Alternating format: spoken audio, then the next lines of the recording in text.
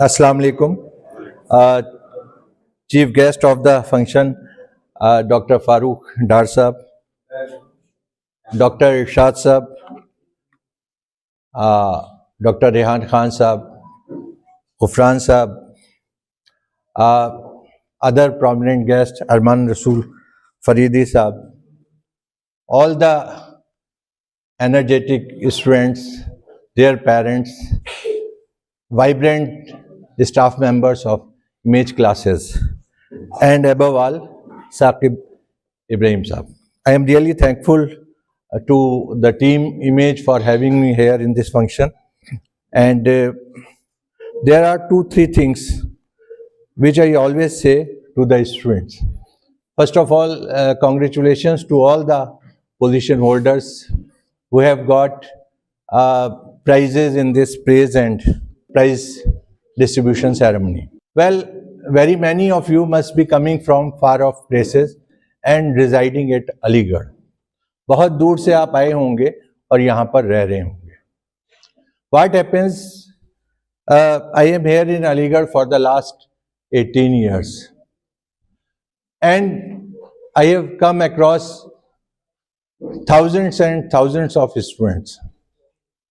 They are coming to Aligarh for the preparation, residing in private hostels and taking coaching classes. One thing is very important: remain focused during your stay till the time you are getting admission into the schools or into the university. This is very important thing. Focus कभी आप अपना lose मत कीजिए, because your parents, your family members have pinned hopes on you. उनकी बहुत उम्मीदें आपके साथ जुड़ी हुई हैं. उनकी उम्मीदों पर आपको खरा उतरना है. आपकी अपनी उम्मीदें तो होती हैं, लेकिन आपके पेरेंट्स की उम्मीद है. अभी भी पिछले 1 महीने में बहुत सारे लोगों ने मुझसे कांटेक्ट किया जो अपने बच्चों को यहाँ ला रहे हैं और कोचिंग में एडमिशन भी कराएंगे सिर्फ इस उम्मीद से कि they will get their sons and daughters into the university. University में उनको एडमिशन मिलेगा, कोचिंग में आएंगे. Coaching alone can not do anything.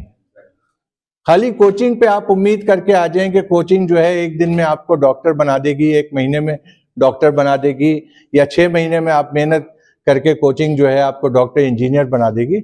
It is never ever going to happen. ऐसा कभी नहीं होगा unless until you put more than 100% effort from your side. जब तक आप खुद मेहनत नहीं करेंगे. The second thing is, आप कोचिंग में आते हैं, आप पढ़ते हैं, और घर में पेरेंट्स आपके सोचते हैं कि अब बच्चा कोचिंग में जा रहा है, ये पढ़ रहा होगा. लेकिन बहुत सारे ऐसे फैक्टर्स होते हैं जो आपको डिस्ट्रैक्ट करते हैं. उन फैक्टर से आपको उन चीजों से बच के रहना है.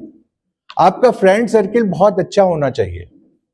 वो हमेशा ऐसे फ्रेंड्स आप चुनिए जो आपको मोटिवेट करें, डीमोटिवेट ना करें. वो ये नहीं कहें कि तुम नहीं कर सकते, वो ये कहें कि कर सकते हो, तुम थोड़ा सा मेहनत करो. मैं अपनी बात खत्म करूंगा, ज्यादा टाइम नहीं लूंगा. मैं बात बता रहा हूँ, ये लगभग 35-36 साल पुरानी. मेरे दोस्त थे और उनके एक दोस्त थे. उस जमाने में कोचिंग्स नहीं होती थी, और मुरादाबाद की मैं बात बता रहा हूँ. और जो कोचिंग्स होती थी वो मुरादाबाद से क्लोजेस्ट कोचिंग जो थी, that was Krishna in Meerut, and other coaching was standard and new standard in Lucknow. इतनी कम कोचिंग उस जमाने में हुआ करती थी कि हर शहर में कोचिंग भी नहीं होती थी. आज तो आप देखते हैं कि आपके अलीगढ़ में ही बहुत सारी कोचिंग, तो इतनी फैसिलिटीज नहीं हुआ करती थी. तो सेल्फ स्टडी पे जोर ज्यादा दिया करते थे उस वक्त स्टूडेंट. तो दोनों मेडिकल की तैयारी कर रहे थे. अनफॉर्चुनेटली उन्होंने 3 साल मेहनत की. 3 साल मेहनत करने के बाद जो है वो नहीं नाम आया उनका. चौथे साल उन्होंने फिर तैयारी करनी थी CPMT की. तो एक जो उन 2 लड़कों में से एक साहब जो थे वो अपने घर चले गए, जो घर उनका मुरादाबाद से थोड़ी दूर पे था. उनकी काफी जमीन थी, खेती किसानी थी, और वो वहां चले गए हिम्मत हार के. और उन्होंने कहा कि जो है अब मैं नहीं कर सकता, मेरी जमीन बहुत है, यहाँ पर मैं काम करूंगा. जो एक साहब थे ये गए वहां पर और उनसे रिक्वेस्ट की. वो अपनी खेत की मेड़ पे बैठे हुए थे और उनसे रिक्वेस्ट की, उनसे कहा कि भाई 1 साल और पढ़ाई कर लेते हैं और देखते हैं कि क्या होता है। वो आने को तैयार नहीं थे, बड़ी मुश्किल से, ये 89 की बात बता रहा हूँ, बड़ी मुश्किल से वो उनको लेके आए और साथ में जो है तैयारी की। फॉर्चुनेटली जो साहब लेके आए थे उनका next year LLRM medical college Meerut में सिलेक्शन हो गया MBBS में, और जो आए थे खेत की मेड़ से उनका सिलेक्शन नहीं हुआ। अब क्या होता है देखिए, वो तो 1 साल छोड़ गए थे, अपना ख्वाब जो है उन्होंने छोड़ दिया था, ये इनको लाए थे इनके दोस्त, तो वो उन्होंने कहा कि नहीं, अब जब इनका सिलेक्शन हो गया इसका मतलब है कि मेरा भी सिलेक्शन हो सकता है। थोड़े से 2-3 नंबर का फर्क रहता था दोनों की परफॉर्मेंस में, और उस बार उन्होंने बहुत मेहनत की और नेक्स्ट ईयर उनका भी LLRM मेडिकल कॉलेज में एडमिशन हुआ। वहां से MBBS किया, MBBS करने के बाद he did MS from the same college. MS करने के बाद आज बहुत सक्सेसफुल मुरादाबाद में सर्जन है। He has got 2 big hospitals in Moradabad, एक पैरामेडिकल कॉलेज है। ये कहानी, ये स्टोरी मैं आपके साथ क्यों शेयर कर रहा हूं, क्योंकि I have been witness to the whole process, कि ये इसमें ये सीख हमें मिलती है कि हम अगर हिम्मत हार जाएं तो फिर जो है हम कामयाब नहीं हो सकते। हमें आखिरी वक्त तक हिम्मत करनी है और मेहनत करनी है। क्या हुआ उनकी फैमिली में, इस वक्त उनका बेटा MBBS डॉक्टर है, उनकी बेटी MBBS डॉक्टर है, उनके 2 भाई BMS डॉक्टर्स हैं, और उनकी फैमिली में इस वक्त मतलब अपने कजिन्स वगैरह में जो है 4 जो है मेडिकल की तैयारी कर रहे हैं। जाहिर सी बात है, इतने बड़े हॉस्पिटल्स को और इतने बड़े सेटअप को संभालने के लिए जो है बहुत सारे लोगों की जरूरत होती है।